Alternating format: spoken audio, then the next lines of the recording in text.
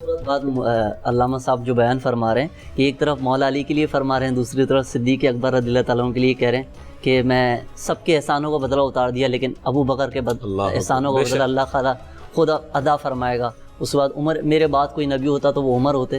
تو میں حدیث سے سنوں تو میں یہ سوچ رہا ہوں کہ کتنی خوبصورت باتیں اللہ کے نبی صلی اللہ علیہ وسلم نے بیان کی ہیں، اہل بیت صحابہ کرام، یہ امت کے لیے ترغیب لائی۔ یہاں یہ گلدستہ نظر بھی آ رہا ہے ماشاءاللہ، جس طریقے سے علامہ صاحب جو ہے وہ ٹرانسمیشن کا حسن ہے فہیم بھائی، یہ ٹرانسمیشن کا حسن ہے کہ آپ دیکھیں حضرت مختلف اسکول آف تھاٹ سے ہیں، عمران بھائی ہمارے اور آغا بھائی، لیکن ماشاءاللہ سے جتنی باتیں ہوتی ہیں اس میں کہیں بھی میں یہ دیکھتا ہوں کہ مسلک پرستی کی بات نظر نہیں آ رہی، ساری وہ دین کی باتیں نظر آ رہی ہیں جس پہ ماشاءاللہ سب متفق ہیں۔ اور الحمدللہ جو ہمارے علماء کرام ہوتے ہیں اسد بھائی، وہ فقہی بنیادوں پر اگر اختلاف رکھ بھی رہے ہوتے ہیں تو وہ بھی بہت محبت کے ساتھ آگے بڑھ رہا ہوتا ہے، ایک دوسرے کا احترام بھی کر رہے ہوتے ہیں۔ اور آغا بھائی کے لیے میں ایک بات کرنا چاہوں گا، ماشاءاللہ بہت اچھی بات لگتی ہے، آغا بھائی جب کوئی وظیفہ بتاتے ہیں تو اس میں پہلے یہ کہتے ہیں کہ اتنی مرتبہ درود پاک پڑھیں، نماز کو لازمی پکڑیں، ورنہ عموماً ہم نے حال یہ دیکھا ہے کہ جب بات ہو رہی ہوتی ہے عاملین وظیفے بتاتے ہیں نماز کا ذکر ہی نہیں کرتے، یہ مل لیں، یہ جلا دیں، یہ گھول کے پی لیں، لیکن آغا بھائی کہتے ہیں آپ پہلے نماز پڑھیں، استغفار درود پاک۔ علامہ صاحب کی اجازت سے اگر اجازت ہو تو تھوڑے دن پہلے میرا آغا جواد نقوی صاحب کے ہاں عروۃ الوثقیٰ کے اندر بھی اتحاد امت کے حوالے سے پروگرام تھا، بہت بڑا نام ہے، علامہ صاحب جانتے ہیں آغا جواد نقوی صاحب، لاہور بہت بڑا نام۔ تو وہاں یہاں وحدت امت اور اتحاد مسلمین بین المسلمین کے حوالے سے ہر مکتبہ فکر کے علماء تشریف لائے تھے، تو وہاں جب مجھے موقع ملا تو میں نے ہاتھ جوڑ کے درخواست کی اور سب نے تائید کی اس بات کی۔ میں نے کہا اللہ کا واسطہ، ہم کون سی فرقہ واریت میں، کون سی چیزوں میں تقسیم کر کے آج ہم نے زندگی گزارنا شروع کر دی ہے۔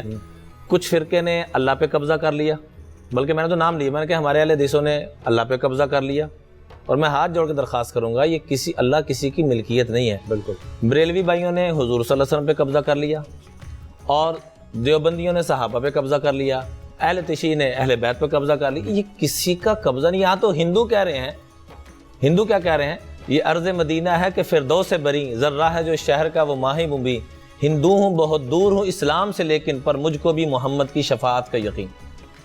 ایک گزارش تو میں یہ کرنا چاہوں گا، دوسری گزارش یہ کرنا، مسلم کا محمد پہ اجارہ تو جی محمد کا مسلم کا صرف اجارہ تو نہیں، دوسری گزارش یہ کرنا چاہوں گا، جہاں اہل البیت کا تذکرہ نبی کریم صلی اللہ علیہ وسلم کی روایات سے ہم شروع دن سے الحمدللہ کرتے آ رہے ہیں، اور یہ ہمارے ذمے کو فرض ہے، کوئی کسی کے اوپر احسان نہیں کر رہے۔ بے شک امام شافعی رحمۃ اللہ علیہ فرماتے ہیں، بڑا خوبصورت جملہ فرمایا کہ اگر اہل بیت کا تذکرہ کرنے والا اہل تشیع ہے تو سب سے بڑا رافضی پھر میں ہوں۔ ہم ہیں، بالکل ہے، ایک بات۔ دوسری بات یہ ہے کہ جہاں اہل البیت کے تذکرے ملتے ہیں وہاں صحیح بخاری میں صحابہ اکرام کے بارے میں یہ روایات ملتی ہیں، اور میں نے تھوڑے دن پہلے بھی عرض کیا تھا کہ حضرت علی رضی اللہ تعالیٰ عنہ کنفرم اپنے قاتل، کنفرم اس امت کا سب سے بڑا بدبخت، اس کے ساتھ کیا سلوک کر رہے ہیں۔ آج ہم چند تاریخی کتابوں کی بنیاد پہ ایک دوسرے کے گلے کاٹ رہے ہیں۔ مثال کے طور میں کہوں جی اہل تشیع ایسے ہیں، پتہ نہیں ہیں کہ نہیں ہے، جیسے قبلہ نے بھی بڑی خوبصورت بات فرمائی کہ اس کے تہ تک جانا ہوگا، یہ کہیں جی اہل سنت ایسے ہیں، بنا لیا، ٹھیک ہے، اس کو سائڈ پہ رکھ دیں۔ میرا علم بھی غلط ہو سکتا ہے، علامہ صاحب کا بھی غلط، لیکن حضرت علی کا علم تو غلط نہیں ہو سکتا۔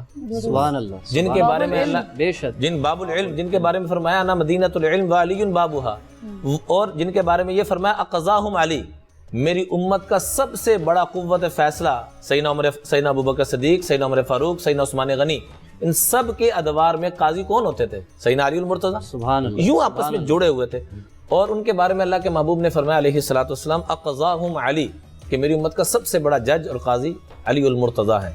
وہ امت کے سب سے بڑے مجرم اور بدبخت کے ساتھ کیا سلوک کر رہے ہیں جو آج ہم آپس میں ایک دوسرے کے ساتھ کرنے کے لیے تیار نہیں، جو کہ وہ کنفرم تھا، میں بدبخت ہوں کہ نہیں یہ کوئی کنفرم نہیں ہے، علامہ صاحب غلط ہیں صحیح ہیں، کوئی کنفرم نہیں ہے، تو مرتے وقت پتہ چلے گا کیا سلوک، لیکن وہ تو اللہ کے نبی خود فرما چکے ہیں، ابھی تھوڑے دن پہلے انہوں نے تفصیل بیان فرمائی۔ پھر اللہ کے محبوب ہی فرما رہے ہیں من احبہم فبحبی احبہم، اللہ کی قسم اگر ہم نے جڑنا ہے تو صحابہ کی محبت دلوں میں لانی ہوگی، اور خاص طور پہ صدیق اکبر، عمر فاروق، جیسے قبلہ نے پہلا نام ہی ان کا لیا، میں ان کو سلام پیش کرتا ہوں، اللہ ان کو بہت جزائے خیر عطا فرمائے۔ فرمایا جو صحابہ سے محبت کرے گا وہ صحابہ سے نہیں کرے گا، وہ صحابہ کی نسبت سے اللہ کے نبی سے کرے گا، نسبت ہی ایسی ہے ماشاءاللہ۔ اور فرمایا جو ان سے بغض رکھے گا وہ جو بھی بدبخت ہو، وہ چاہے میرا باپ ہو، چاہے میرا استاد ہو، جو بھی صحابہ سے نفرت کرے گا وہ اللہ کی قسم، اللہ کے، یہ بخاری کے اندر روایت موجود ہے، وہ اللہ کے نبی کے ساتھ نفرت کرے گا، اس لیے میں ہاتھ جوڑ کے درخواست کروں گا کہ تاریخ کی چند بنیادوں کی وجہ سے ہم ایک دوسرے کے گلے کاٹ رہے ہیں. وہاں کنفرم حضرت امام زین العابدین اپنے قاتلوں کے ساتھ کیا سلوک کر رہے ہیں. حضرت حسین اپنے قاتلوں کے ساتھ ان کو پانی دے رہے ہیں، خود پیاسے، اپنے جانور پیاسے، ان کو پانی. ہم ایک دوسرے کو کس بنیاد پہ؟ اور فرمایا بخاری کی روایت ہے کہ جو مسلمان کو کافر کہتا ہے وہ خود کافر ہو جاتا ہے. امی جان امی عائشہ کتنے فضائل ہیں، انشاءاللہ اس ماہ مبارک میں ان کا یوم وصال اس پہ بھی گفتگو ہوگی کہ اللہ کے محبوب علیہ الصلوۃ والسلام نے عائشہ جبریل آ کے تجھے سلام دے رہے ہیں. اور اس فاطمہ سے فرمایا فاطمہ الستی تحبین، یہ بخاری کی روایت ہے، کیا تم مجھ سے محبت نہیں کرتی؟ کہ یا رسول اللہ بجن آپ سے نہیں کرنی اور کس سے کرنی ہے؟ فرمایا فاطمہ فاحبی ہذہ، اگر تو عائشہ سے محبت کرے گی تو مجھ سے محبت کرے گی. اللہ. تو درخواست یہ ہے کہ چند تاریخی غلطیوں کی وجہ سے میں نے اپنے ایک بزرگ کو پکڑ لیا، علامہ صاحب نے اپنے بزرگ کو پکڑ لیا، اس خول سے نکلے اگر امت کو جوڑنے کا اور اللہ کے محبوب کی بارگاہ میں سب سے پاکیزہ بن کے جانے کا شوق ہے. تو یہ میں دست بدستہ آپ کے ذریعے علامہ صاحب یقین کریں، آپ اپنے اہل مسلک کو تھوڑا سا ڈھیلا کریں، ہم اپنے والوں کو منت سماجت کریں.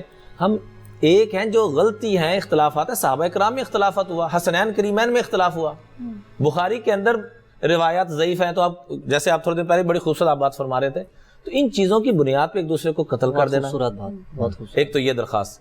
دوسرا میں آخر میں عرض کرنا چاہوں گا کہ آج جو ہمارا موضوع تھا اسلام میں جو تصور ہے میانہ روی کا، آج آپ کہہ رہے تھے نا کہ یہ کیسے شروع ہو گیا. جی یہ اصل میں غفلت کی بنیاد پہ شروع ہوتا ہے. کس بنیاد پہ؟ غفلت. وہ کیسے؟ عیسائی کیا کرتے ہیں؟ ہفتے کے بعد جاتے ہیں کہاں پر؟ گرجوں میں. اور کیا کرتے ہیں جا کے؟ معافی دے دو. ہم نے کیا شروع کر دیا؟ کچھ جو ہمت والے ہیں جمعے کے بعد جمعے میں آ جاتے ہیں، اور جو غفلت میں زیادہ پڑے ہوئے ہیں وہ رمضان میں آ جاتے ہیں مسجدوں میں، اور جو اس سے بھی زیادہ غفلت میں ہیں وہ عید میں آ جاتے ہیں. اور میں ایسے دوستوں کو بھی جانتا ہوں جنہوں نے کئی سال عید کی نماز بھی نہیں پڑھی. اللہ. اور یہ کیوں ایسے کر رہے ہیں کہ گھر پہ بیوی بچوں کے ساتھ ظلم زیادتی، والدین کے ساتھ ظلم زیادتی، حرام کی کمائی. میں جی جمعے والے دن مسجد میں چلے جاؤں گا یا جمعے دن کسی مزار شریف پہ چلے جاؤں گا اور پچھلا میرا کفارہ ہو جائے گا. میں ہمارے پاکستان کی نہیں، ہندو پاک کی بہت بڑی ہستی بابا فرید گنج شکر رحمۃ اللہ علیہ، اللہ کروڑ رحمت ہے، جہاں جنتی دروازہ پاک پٹن شریف ہے، وہاں لائیو ہمارا پروگرام چل رہا تھا بہن. تو جو وہاں کے مجاور ہیں وہ میرے ساتھ ایسے جیسے آغا صاحب بیٹھے ہوئے ہیں، یہ ہمارے مجاور ہیں، تو وہ وہاں کے مجاور تشریف فرما دے. تو میں نے ان سے درخواست کی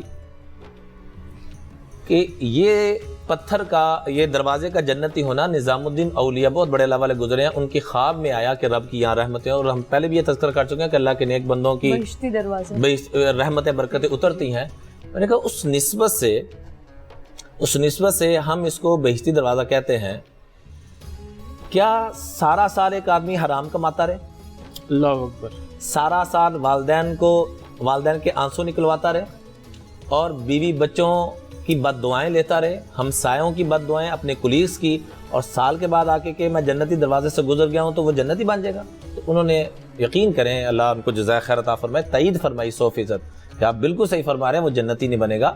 رب کی رحمتیں لینے کا اولیاء کی طرف سے ایک بشارت ہے، لیکن اس کا مطلب یہ نہیں ہے. حضرت عمر فاروق تو حجر اسود کو مخاطب کر کے کہا کرتے تھے انک حجر لا تنفع ولا تضر. سبحان اللہ.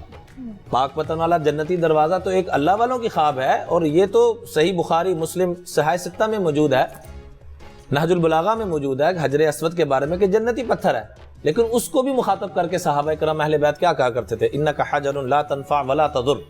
آپ ایک پتھر ہو، آپ نہ نفع دے سکتے ہو نہ نقصان.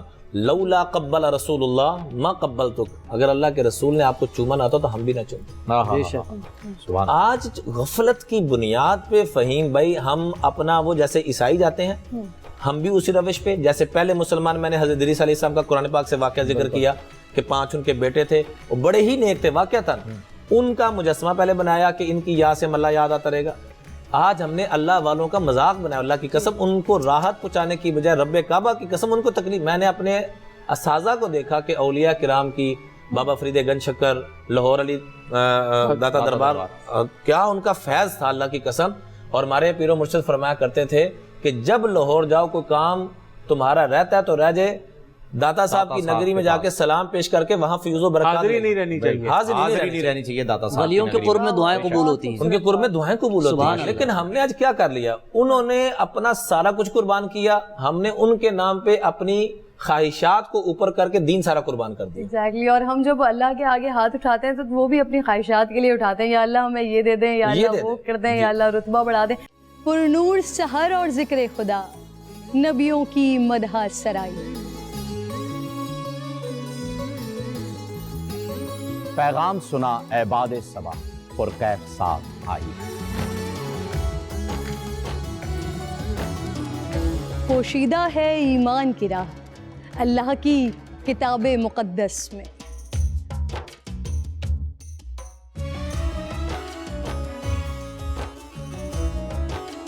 بس غور و فکر کا در ہے کھلا، حکمت سے سجی اس محفل میں. ہے لب پہ دعا زدنی علم، روشن ہی رہے یہ سارا جہاں. رم جھم رحمت کی گھٹا، ہر ایک نے ہدایت پائی. نعمت اور برکت سے سجا افطار و سحر کا دسترخواں. ننھے پھولوں نے مل کے کہا آج روزہ کشائی ہے. رمضان المبارک کی خصوصی نشریات رمضان میں بول.